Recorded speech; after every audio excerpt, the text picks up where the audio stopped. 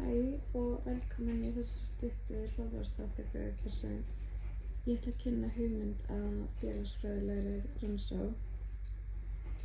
Ég hef vanlega að skoða áhrif af samfélagsmiðla á sjálfsmynd unglinga á Íslandi. En af hverju valdi ég þetta efni? Ástæðan er sú að samfélagsmiðlar hafa á undanförnum árum orðið ómissandi hluti af daglegu lífi ungs fólks. Þau geta verið jákvæð, til dæmis til að efla félagsleg tengsl og sjálfstraust, en líka neikvæðir þar sem samanburður, útlitskröfur og óraunhæfar væntingar geta valdið kvíða og vanlíðan. Unglingar eru á viðkvæmu mótunarstigi í lífinu og þess vegna finnst mér mikilvægt að rannsaka hvernig þetta fyrirbæri hefur áhrif á þá eða þau.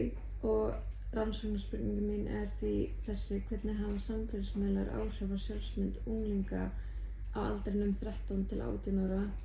Tilgáta mín er að unglingar sem eiga miklum tíma á samfélagsmiðlum upplifi frekar neikvæð áhrif á sjálfsmynd sína, eins og aukinn samanburð og minni ánægju með eigið útlit en þeir sem nota samfélagsmiðla minna. Hins vegar tel ég líka að samfélagsmiðlar geti haft jákvæð áhrif, sérstaklega þegar unglingar nota þá til að fá stuðninga eða viðurkenningu. Þegar kemur að rannsóknaraðferð myndi ég velja blandaða aðferð. Ég myndi fyrst gera spurningakönnun til að ná til stórs hóps unglinga og safna tölulegum gögnum notkun þeirra og upplifun. Síðan myndi ég taka viðtöl við nokkra einstaklinga til að kafa dýpra í persónulegar sögur og tilfinningar. Af hverju blandaða aðferð? Af því að spurningakönnunin gefur mér breiddina en viðtölin gefa mér dýptina. Ef ég myndi eingöngu nota viðtöl væri erfitt að sjá almennt mynstur. Ef ég myndi bara nota spurningakönnun væri hægt á að missa af svona hinum persónulega og flóknu þáttum.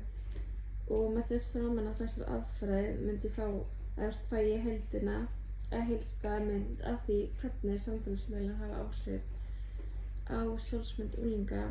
Þetta var hugmynd mín af félagsfræðilegri rannsókn og ég vona hún hafi vakið áhuga ykkur af því hvernig samfélagsmiðlar móta líf og sjálfsmynd ungs fólks í dag. Takk fyrir mig.